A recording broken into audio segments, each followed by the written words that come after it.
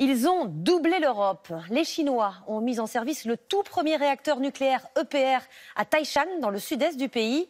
Il devrait à terme alimenter tout le secteur de Canton.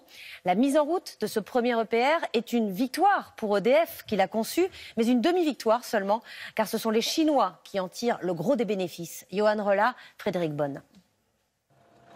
Il n'est encore qu'en rodage, mais à l'abri des regards sous cette épaisse couche de béton du site de Taishan, au sud de la Chine. Le cœur du tout premier réacteur EPR au monde vient officiellement de se mettre à battre. Une première réaction en chaîne qu'attendaient impatiemment tous les acteurs de la filière, à commencer par les responsables d'EDF, partenaires des autorités chinoises sur ce projet. Dans la version qui est installée à Taishan, il fait 1750 MW électriques, c'est-à-dire à peu près la consommation d'une ville comme Paris. Et c'est un réacteur qui embarque toutes les innovations en matière de sûreté. Son démarrage hier à Taishan valide la technologie EPR. Mais le démarrage de ce réacteur en Chine est-il une si bonne affaire pour la filière française? Car dans ce partenariat, EDF, qui n'est engagé qu'à hauteur de 30%, a dû consentir d'importants transferts de technologie qui, selon cet expert, ont donné l'avantage à la Chine.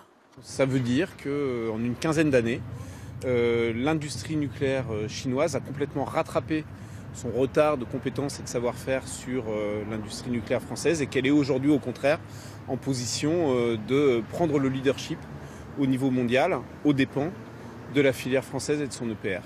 Car en France, l'avenir et la rentabilité de l'EPR de Flamanville restent très incertains. Après de nombreux déboires, sa mise en service, d'abord prévue pour 2012, pourrait encore être repoussée après 2020.